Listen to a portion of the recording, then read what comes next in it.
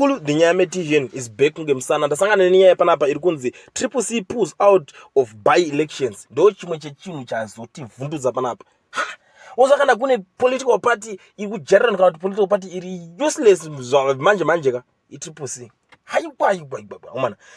busy kufighta kwavakaita vachirwisa Nelson Chamisa bebe kusvika aramwa akati haina already balls and chat is CCC cause hazvina order kazvinhu zvenyu handiti ndobva asiya nezvazvo CCC Chamisa. So iko zvinezvi kune mariko kune vanhu vakaresigna anonzani uyu Fadzai Mahere naRusty Makamba handiti ndobva varesigna maseats avo. So handiti CCC ndoicho kuzviti opposition party muZimbabwe ndoka political party iripo ndo vanga vane maseats aya.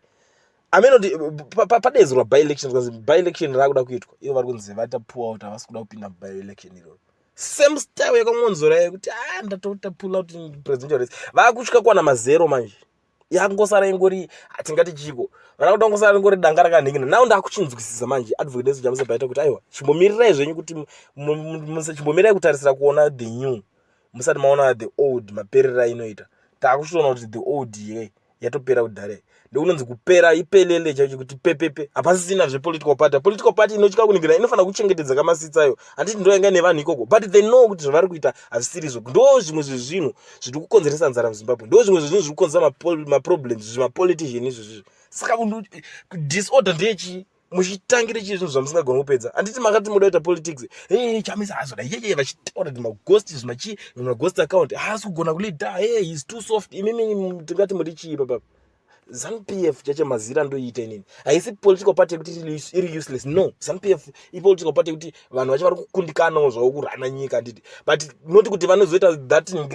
kuti vari useless vanhu vaiva ndo vakarongeka manje kana dzanyaya dzekuti vari kurana kana vari kuda zveelection kana vari kuda kutora kana city kana kuti vari kuda kuningirikana zvinhu zvavo vanonyatsoita chaizvo ndosaka muchiona kuti vari kutonetsa kubva kwavo havabviswe zvokumhanya pachiitwa mahumbu kakadai so aya aimamana vanhu vaiva vanotoda strong opposition kuti vabve kwete kuti munhu anongonzi nhasi uno matota maita pull out chacho. Let's see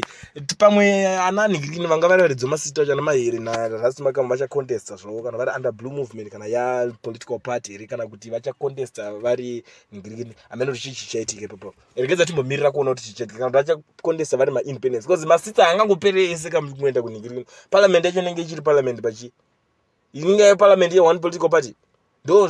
zvimwe zvinongoitika muZimbabwe so muchati man